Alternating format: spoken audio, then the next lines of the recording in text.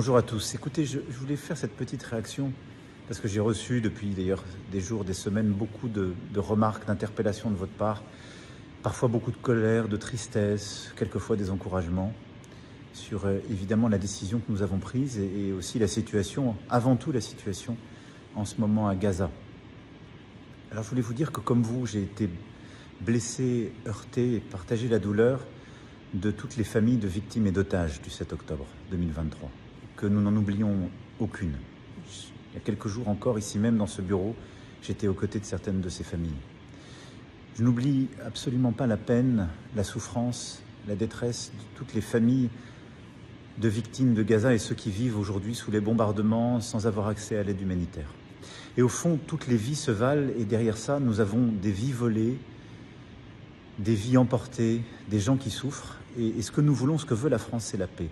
Ce que veut la France, c'est un cessez-le-feu immédiat. Ce que veut la France, c'est que les 48 otages soient libérés sans délai. Ce que veut la France, c'est le retour de l'aide humanitaire à Gaza. Ce que veut la France, c'est un jour d'après possible à Gaza, avec le Hamas démantelé et écarté du pouvoir. Ce que veut la France, c'est une autorité palestinienne réinventée, renouvelée, des programmes scolaires qui n'enseigneront pas la haine et les conditions qui permettront la paix au cœur de cette autorité palestinienne. Ce que veut la France, ce sont deux États vivant en paix, côte à côte. Un État d'Israël qui reconnaît un État de Palestine, un État de Palestine qui reconnaît un État d'Israël, un État de Palestine qui sera démilitarisé et qui vivra en paix aux côtés d'Israël. C'est cela ce que nous allons faire le 22 septembre à New York. Cette reconnaissance, c'est le début d'un chemin. C'est un parcours, avec toutes ces conditions, ces exigences pour les parties prenantes. Et au fond, c'est un parcours, un chemin pour la paix, pour sauver des vies et pour essayer ensemble d'être à la hauteur de ce que nous nous devons, la dignité humaine. Merci beaucoup.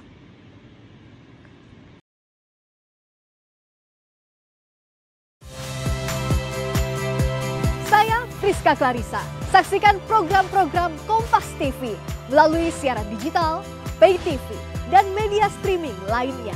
Kompas TV, independen, terpercaya.